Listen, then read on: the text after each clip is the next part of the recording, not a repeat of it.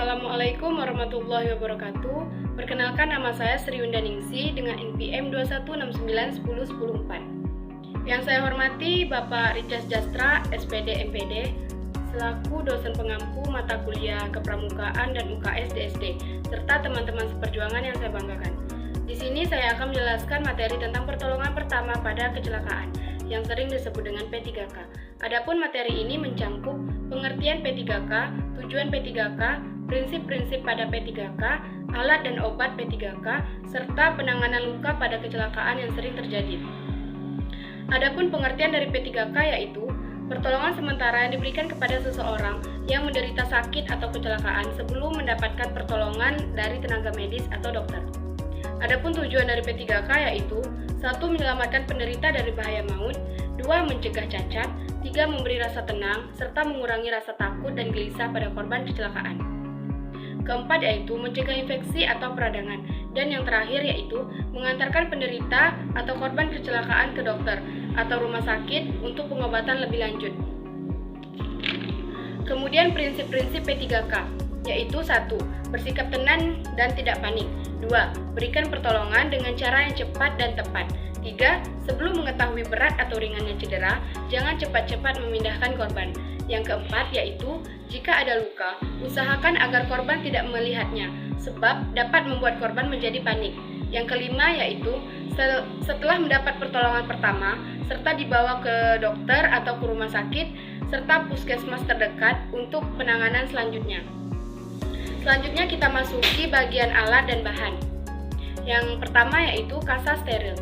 Kasa steril yaitu sejenis kain tipis dan lembut, berfungsi untuk pembalut luka. Yang kedua, plester. Plester digunakan untuk merekatkan kasa penutup agar tidak mudah lepas. Yang ketiga yaitu plaster obat yang mengandung obat. Digunakan untuk menutup luka kecil yang telah dibersihkan, misalnya teriris atau tersayat benda tajam.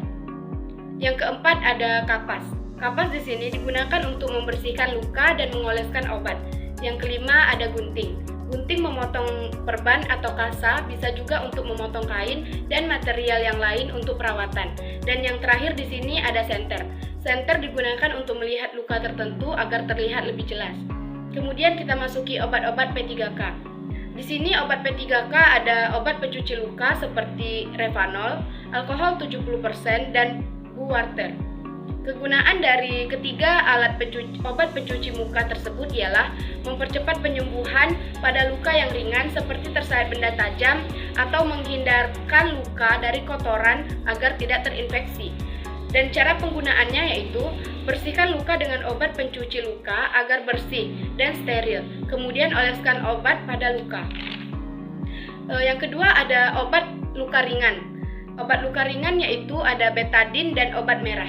Kegunaan dari kedua obat luka ringan ini yaitu memperkuat penyembuhan pada luka ringan seperti tersayat benda tajam dan menghindarkan luka dari kotoran agar tidak terinfeksi.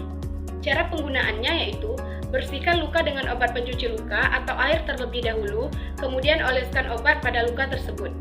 Yang terakhir ada obat luka bakar atau bioplacenton, sulfadiazin, dan obat tradisional seperti lidah buaya. Kegunaan dari tiga obat luka bakar ini ialah mempercepat penyembuhan pada luka bakar yang terjadi. Cara penggunaannya ialah setelah luka dibersihkan dan steril, kemudian oleskan obat luka bakar pada luka tersebut. Dan di sini bisa juga kita potong pangkal daun lidah buaya untuk membersihkan luka yang terjadi. Biarkan sampai keluar lendir dan oleskan lendir lidah buaya pada bagian yang sakit sehingga merata. Lakukan sesering mungkin. Baiklah, itu tadi penjelasan saya mengenai materi pertolongan pertama kecelakaan yang sering disebut dengan P3K.